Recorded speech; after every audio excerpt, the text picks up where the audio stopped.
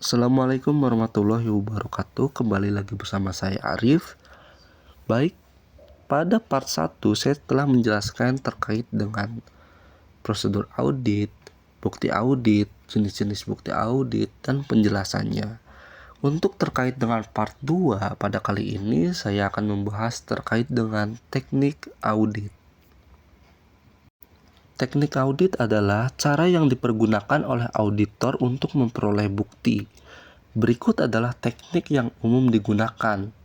Pertama, analisis, observasi ataupun pengamatan, permintaan informasi, evaluasi, investigasi, verifikasi, cek ataupun uji tes, footing, cross-footing, vouching, tracing, scanning, rekonsiliasi, konfirmasi, perbandingan, inventarisasi, dan juga inspeksi. Jika dikelompokkan, terdapat 4 kelompok. Yang pertama, teknik-teknik audit yang dapat digunakan untuk pengujian fisik. Yang kedua, teknik audit untuk bukti dokumen. Yang ketiga, teknik audit untuk bukti analisis. Yang keempat, teknik audit untuk bukti keterangan. Baik, selanjutnya lanjut untuk pembahasan per masing-masing subpoin. Pertama, teknik-teknik audit yang dapat digunakan untuk pengujian fisik.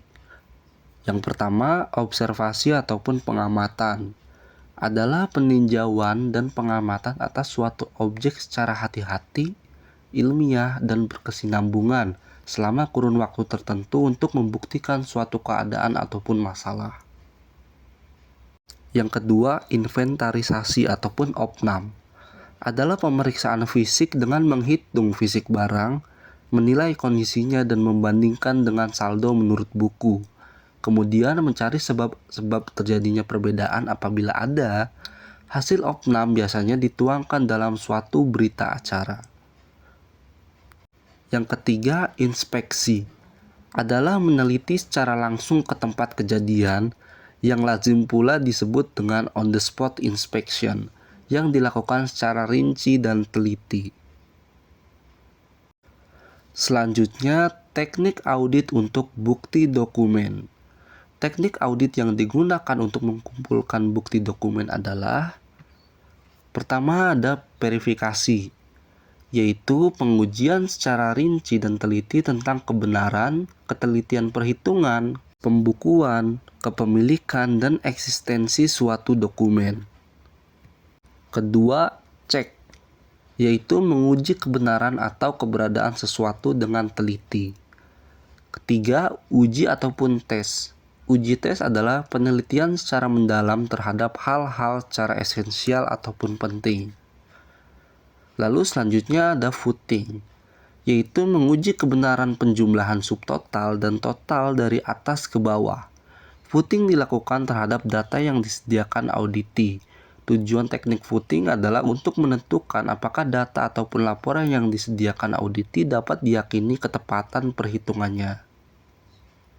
Lalu vouching adalah menelusuri suatu informasi ataupun data dalam suatu dokumen dari pencatatan menuju kepada adanya bukti pendukung, atau menelusuri mengikuti prosedur yang berlaku dari hasil menuju awal kegiatan. Selanjutnya, tracing ataupun telusur adalah teknik audit dengan menelusuri suatu bukti transaksi ataupun kejadian menuju ke penyajian dalam suatu dokumen. Selanjutnya, scanning.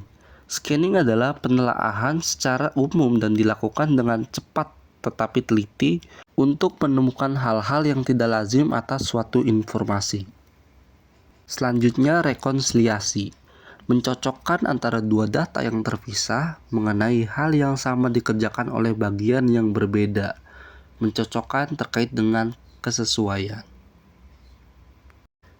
Next, selanjutnya adalah teknik audit untuk bukti analisis. Teknik-teknik audit yang dapat digunakan untuk mengumpulkan bukti analisis adalah: pertama, analisis, yaitu memecah ataupun mengurai data informasi ke dalam unsur-unsur yang lebih kecil ataupun bagian-bagian, sehingga dapat diketahui pola hubungan antar unsur atau unsur penting yang tersembunyi. Analisis terdapat beberapa di antaranya, yaitu analisis rasio, biasanya dilakukan atas laporan keuangan. Analisis statistik, berfungsi untuk perhitungan statistik melihat rata-rata, korelasi, kecenderungan, maupun kesimpulan lainnya. Perbandingan dengan bagian lain ataupun unit kerja lain yang diketahui oleh auditor. Teknik ini sering disebut benchmarking ataupun membandingkan dengan unit lain yang sejenis, misal PTA dan PTB. Selanjutnya, evaluasi merupakan cara memperoleh suatu kesimpulan dengan mencari pola hubungan atau dengan menghubungkan atau merakit berbagai informasi yang telah diperoleh baik bukti intern maupun ekstern. Next, investigasi, yaitu adalah suatu upaya untuk mengupas secara intensif suatu permasalahan melalui penjabaran, penguraian, ataupun penelitian secara mendalam. Tujuannya yaitu untuk memastikan apakah indikasi yang diperoleh dari teknik audit yang lainnya dilakukan memang terjadi.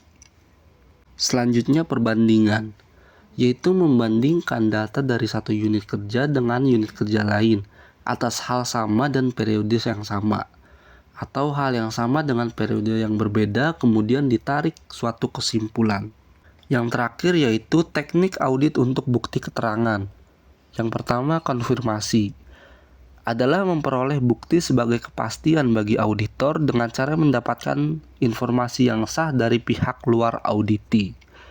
Konfirmasi terdapat konfirmasi positif, yaitu konfirmasi yang harus dijawab secara tertulis oleh pihak luar, dan konfirmasi negatif merupakan konfirmasi yang meminta jawaban tertulis bila data yang dikonfirmasi berbeda. Selanjutnya yaitu permintaan informasi. Permintaan informasi yang dilakukan dengan tujuan untuk menggali informasi tertentu dari berbagai pihak yang berkompeten. Hal-hal yang perlu diperhatikan yaitu sumber informasi. Baik, mungkin sekian materi yang bisa saya sampaikan pada kali ini terkait dengan teknik audit. Terima kasih dan semoga bermanfaat. Wassalamualaikum warahmatullahi wabarakatuh.